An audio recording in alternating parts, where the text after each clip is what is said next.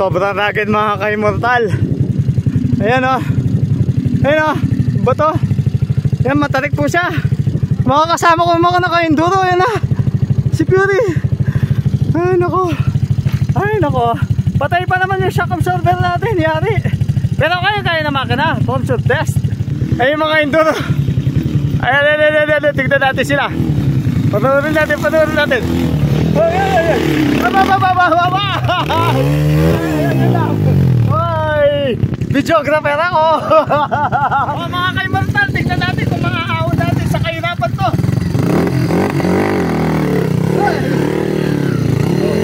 Yan na si Immortal. Di Immortal. I-upgrade natin ang Fury 125 ng 132cc. Kaya panoorin nyo mula umpisa hanggang sa dulo. Fury lang malakas. Joel Mascareñas ang pinaka-humble, simpleng tao, astig sa karera, di mo mahabol, malapit dumiskarte kahit ano pang trouble. Okay mga ka-immortal, for today's video, i-upgrade natin tong Fury 125 from 56 bore to ito ang lalagyan natin piston 58mm pin 13. Bago matapos ang video ito, i-reveal ko kung anong piston nito. Yan naka valve packet na, mukhang plug and play na, pero tunghayan natin kung plug and play talaga, kung ano pang magagawa natin. Ito yung cam na ilalagay ko, LHK stage 2. Yung lip niya is 7mm. Abangan nyo mga ka-immortal. Tatanggalin na natin yung black, ipaparibor natin. Big bore 132cc upgrade Fury 125. At huwag kakalimutan mag-subscribe sa aking YouTube channel, Immortal TV. Tingnan mo nga naman ang carburetor, sobrang linis. Partida bagong mashing po yung ating Fury 125. Yan, yung masipag nating motor. Yan, may box pa po, di ba? Ayan mga ka-immortal, natanggal na natin yung carburetor, pati yung exhaust, pero yung exhaust tinabi lang natin sa gilid. Yan. Ayan, natanggal na natin yung magneto cover niya. Ang problema sa Fury 125 natin, wala kang mapagsisilipan ng timing mark niya. Ayan kaya tatanggalin mo muna para masilip yung pinaka top dead center niya. Ayan ayan yung timing mark at saka yung T. Ayan ewan kung makita nyo.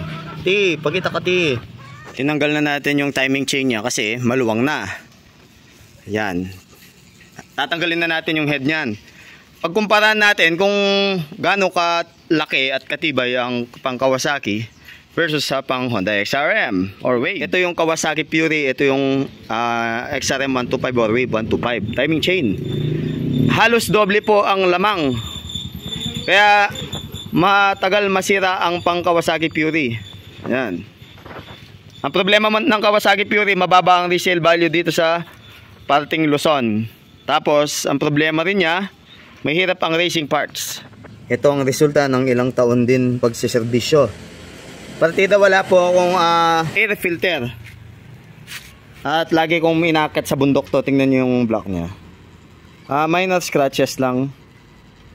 Yan, pero pwede ng paribor. Ibibig bore natin to. Ito comparison ng mga valves at head ng Fury 125 versus Wave 125 or XRM 125. Pagdating sa intake and exhaust valves, pareho lang po sila ng laki. Halos pareho lang. Pagdating sa piston, malaki po ang piston ng Fury 125. 56mm po yung bore niya. Yun lang ang problema natin sa stroke. Maiksi ang stroke ng 125.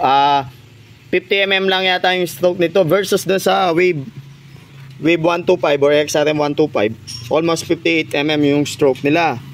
Pero maliit yung piston nila. Ayun na yung nangyari sa ating piston ring at saka bore. Kung makikita nyo, ilang taon din nagsilbi sa atin to. Pero ang clearance niya, kung makikita nyo, ayan, ang liit pa lang niya. Halos wala pang nabawas. Konting-konti lang. Partida, walang yung air cleaner nito, yung airbox niya, wala siyang filter. At ito naman yung piston niya. Minor scratches lang, walang overheat. Partida, lagi ako sa bundok. At hatawan to lagi. Hindi na nga ako bumibitaw sa accelerator nito madalas. Napakatibay. Kung makikita nyo, dito sa part ng labi nila, mas mababa itong piston na ilalagay natin. compared dito sa stock ng Fury 125. Pero ang lamang naman niya, yung dome nito, mas mataas siya. Ito yung ano, ito yung batayan. Yun oh. Kita nyo ba? Yan ang siwang niya. Lalamang siya ng ano yung sa dome niya is, estimate ko na sa mga 2 mm may git. Pero dito sa labi, palagay ko 1.5 mm. Kaya kung compression ratio ang pag-uusapan, based sa aking analysis, magka-same compression ratio lang sila. Ngayon, lamang ng 2 mm ito, o partida MP lang gamit ko at saka Makoto. Mga local brands lang yan. Pero, kung malaman mo kung gaano ko tinotorture to, ay, torture talaga. Imagine, magiging tour guide ka sa bundok, punong-puno ito ng mga tubig at pagkain, sakay mo pa si misis mo, tapos nakikisabayan ka sa mga big bikes, adventure bikes.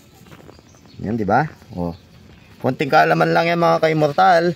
Mamaya-maya i-reveal ko kung anong piston ito. Yan, para sa ating mga Fury 125. Okay, konting kaalaman lang tayo mga ka-immortal. Kung susukatin natin to, pasensya na baliktad kasi dito sa right hand ko hawak ang cellphone. Ito siya ang sukat ng ating bore. Outside bore ay 61 mm. Yan, 61 mm.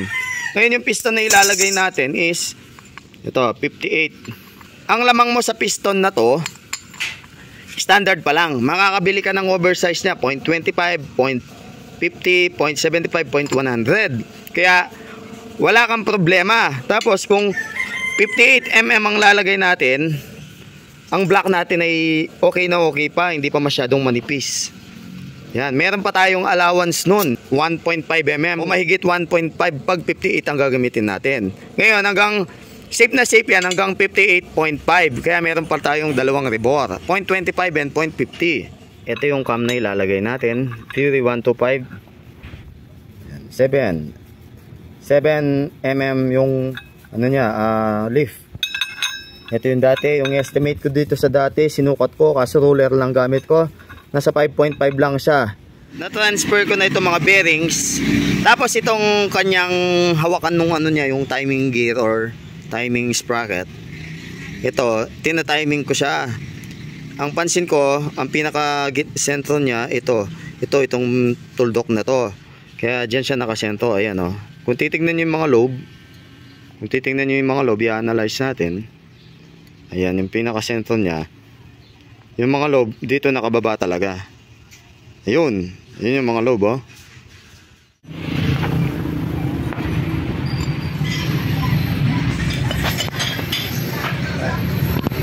Spy ko yan, spy. Yeah. Okay. At nandito nga tayo mga ka-immortal kay Kuya Del. Papareport natin to oversized. Ayan. Siya na bahala dito. Okay, ito. Pasok na siya. O, diba? May duming kamay ko kaya nagpe-preno siya. May buhangin. Okay, ito. Okay. Perfect. Cross cut. Narumihan lang. Pero maganda po yan, oh, diba? Quality. Quality yan mga ka-immortal. Ito na po. Ito ang pansin ko sa piston na to. Nakalubog siya sa gilid. Pero pagdating dito sa bumbunan niya, nakalabas siya. Kaya makakabawi din po siya dun sa compression na nawala dito sa gilid. Kasi mas maumbok naman yung harap. Ito yung ating piston for stock na Fury. Flat na flat po siya halos. Yan, kaya same compression ratio ang mangyayari rito. Almost. Pero kasi nadagdagan tayo ng 2 mm pala. 2 mm, 58 versus luma 56. At ito naman ang ating magiging carburetor. TMX 155 replacement ng, pero madaling ito, no? Ito, pinaport ko na siya. Ngayon, ito pansin ko sa exhaust niya. Ang exhaust ng Fury, maliit. Pero yung intake, good yung intake niya, malaki. Yan. Ito na port na siya. Maganda na ang daloy niya, swabe. Sakto lang, hindi masyado malaki. Tapos yung mga part na sumasabit sa airflow niya at saka sa air fuel mixture niya. Yung exhaust, ayan. Magandang pampalis yung ating viral, yung sa video natin. Ito medyo nag-viral din. Kable ng clutch, ito. Maganda siyang pampalis. Tignan nyo, oh. Baba, may ganyan. Ayan, tignan nyo, oh. Maganda pampalis, oh. Tapos ito, ang advantage na paliko yung ano, ayan, lumiliko rin siya, oh, di ba? O, tingnan nyo rito. Kaya kung ako sa inyo, gawa na rin kayo. Ayan, oh.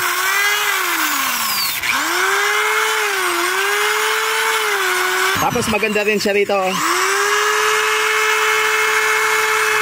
Agad na. Lapit ng baga. Ayan, oh.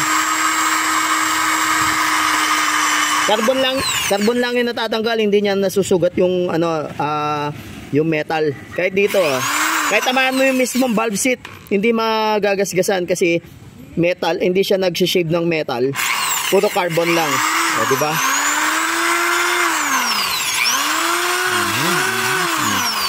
Magandang panglinis. Nandito tayo ngayon sa lugar ni Sir Idol. Yan, Clifford Bacos. Sa mga hindi nakakakilala sa kanya, ngayon kilala nyo na.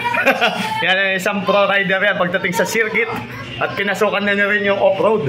Ipapavalve packet natin ngayon yung ating piston.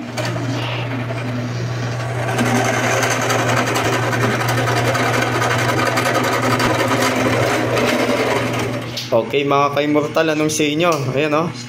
Tutukot pa kaya to sa 0.7? Tingnan natin. Ito ilalagay nating timing chain Makoto. Mura pero quality naman kahit paano. Ayan yung ring gap nung ano natin, piston ring. Ayan o. Okay, tapos swabbing yung pasok ng piston. Magandang pagkakaribor. Ayan, nalagay na natin ang ating piston. Ayan, piston ring. Yung isang gatla dito dapat nakaharap. Tapos yung isang gatla dito naman sa kabila. Ayan, magkasalungat dapat para hindi ma-loss compression. Hindi tatakas kagad yung kanyang kompresyon. Ito yung LHK na cam natin. 7.0. Ayan, lift. Itong pansin ko, inassemble ko yung ano, cam follower, pati yung valve at saka yung ano niya, pinaka retainer niya. Itong pansin ko, tumatama yung retainer dun mismo dun sa ano, dun sa valve seal niya. Kaya hindi siya plug and play. Magkakat siguro tayo ng ano rito, ng retainer. Oh, ayan oh, nakabangga na siya. Tapos yung lift niya, kung makikita nyo, ayan pa lang, hindi niya kaya. Ewan ko ba't ang taas nito, 7.0 stage 2. Ganun na kagad yung taas. Ito, pansin ko, itong valve retainer niya to, naiipit na niya yung ano doon. Yun yung valve seat. Buti na lang, nag-test tayo. Kung hindi, sasablay ang trabaho natin, uusok yung motor. Wawasakin niya yun. O ngayon, palagay ko magtatabas tayo rito ng mga 2.5 mm. Try natin ha, sukatin natin. At ito na, naputulan na natin yung valve retainer at saka yung mga valve lock or valve cutter. Ito yung stock. Ayan, susunod puputulin na natin to. Tignan nyo yung diferensya. Almost 2 mm din yung ano, tanggal oh. Diba? Okay, bago natin tabasin tuluyan, ayan. Ayan na siya oh. Ayan yung cut niya. 2 mm din yung nabawas. Kaya sakto niyan siya. Yung dating lip nito nasa 5 mm to 5.5. Ngayon 7 mm na siya. Okay, let's do mathematics. Siyempre, sakto. Ito na, i-actual na natin. May clearance na siya buhat nung kinat natin yung valve retainer at saka yung valve cutter, yung valve lock niya. Almost 1 mm. Kasi ayan oh, naka-actual tayo. Nakahalip talaga to oh, nakasagad. Tapos chinek din natin yung clearance sa rocker arm. Safe na po siya. Hindi natatamaan yung valve seal. Ngayon yung valve spring, tatanggalin na lang yung yung washer na dun sa ilalim para hindi na siya masyadong makompress at safe na siya. Sana wag naman mag-valve float. Malalaman din natin to pag na-test natin, mapa long ride, mapa sagad rev, sagad top speed, mapa akyatan ng bundok kargahan. Itetest din natin to mga ka-immortal. Kaya kung ako sa inyo, i-follow nyo ako kung gusto nyo pang matuto dito sa ating Fury 125 or hindi lang Fury 125, sa mga iba-ibang uri ng motor, pati sa BMX Cup. Abang kayo dyan. Port, okay na. Valves, okay na. Exhaust port, okay. Cam, okay na yung lahat ng clearance, pati sa valve retainer. Valve packet, okay na rin. Assembled na siya. Ayan, nasa top siya. Top. Ayun, T. Tutok siya dito. At yung top, tutok din doon. Ayan, oh. Perfect, oh. Diba? Tamang timing. Tapos, naka-downhead na ako dito. Gasket maker na lang nilagay ko. Dito, nandun pa rin yung gasket na, stock. Pero dahil nagtitipid tayo, nilagyan lang natin ng silicone. At ang silicone gamit ko ito, napakatibay nito, pit stop promise. Ang tigas nito.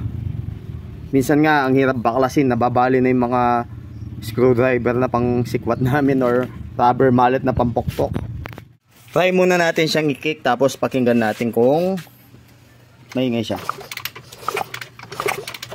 Ibig sabihin, alam mo naman pag ito may ingay siya na kine-create, ibig sabihin may tumatama. Ito good clearance siya, ibig sabihin walang tumatama. Kung alam nyo lang mga ka-immortal, dun sa aking Facebook account, itong technique na ito, viral sa video ko to. Ayan. Ito isang wire or alambre na pinalupot ko lang dito sa dulo na sinasabi nila hindi magtatagal. Mahigit 3 taon na po ito. Ayan. Para malaman nyo kung bakit mahigit 3 taon na. O yan pa lang yung karburador niya. O. Yan. Daily driven po yan. Talagang torture yan. Mapabundok, mapahighway. Lahat na. Ito, ilalagay na naman natin to dito sa ating karburador. Ayan. Yan ang magiging cable natin. Abangan nyo. Okay mga ka-immortal. Testingin na natin. Ito ang pinaka-unang start niya. The moment of truth. Ayaw. Ayaw. Ayun. Ayos. Maandar, tahimik. Pakinggan nyo ha. Akala mo stop. Ayun o. Itotono muna natin yung carburetor. Ayan, napakatahimik niya. Akala mo stop. Ay, wala pa pala langis. Lagyan muna natin langis pala. Okay, nalagay na natin yung langis. Napakatahimik lang ng makina, oh. Yan. Okay, itotono na natin yung carb. Tingnan natin kung sana hindi magpalpak yung gawa natin. Pero palagay ko, perfect naman to. Zero sabog. Okay, ito, finished product. Soon, abangan nyo, tetestingin natin to. Pero sa ngayon, break-in pa po siya kaya hindi ko mahataw. Hindi ko mabigay yung performance niya. Ayan siya, oh. Napakatahimik, kala mo stock. Oh, testing.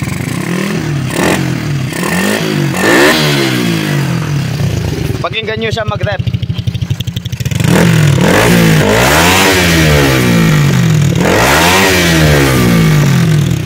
O diba? Nakakabingi. Okay, sana meron po kayong natutunan dito sa ating panibagong vlog. Okay, ito po ang inyong lingkod, Joel Mascareñas. Kung may natutunan ka rito sa vlog na to, huwag kalimutan naman pag-share, subscribe, paki-like na rin, at mag-comment ka na rin kung meron kang mas advance na nalalaman tungkol sa aking mga ginawa. Ito po ang inyong lingkod, Joel Mascareñas, ang iyong immortal. Bye-bye! But wait, there's more! Ito na ang sagot. Kung ano bang piston ang ginamit ko? MP brand, pang Honda RS 150 or Sonic. Sa murang halaga. Pwede nyong orderin dyan sa comment section below. At ito naman yung cam na ating in-install. LHK Stage 2 7mm lift. Syempre pang Kawasaki Fury. Nasa comment section din ang link. Ito naman ang carburetor. Napaka-forma. Pang TMX 155. Tapos napakaginta. Naka-chrome kasi. Pero sa murang halaga. Kaya kung ako sa inyo, ano pang hinihintay nyo? Punta na kayo dun sa comment section at pindutin yun mga link para mapalakas nyo na ang inyong mga Fury 125. Kaya panoorin nyo ang susunod na kabanata. Tingnan natin kung tatagal kaya itong ating budget meal setup. Fury lang malakas. Ito po ang inyong lingkod, Joel Mascareñas. Bye-bye!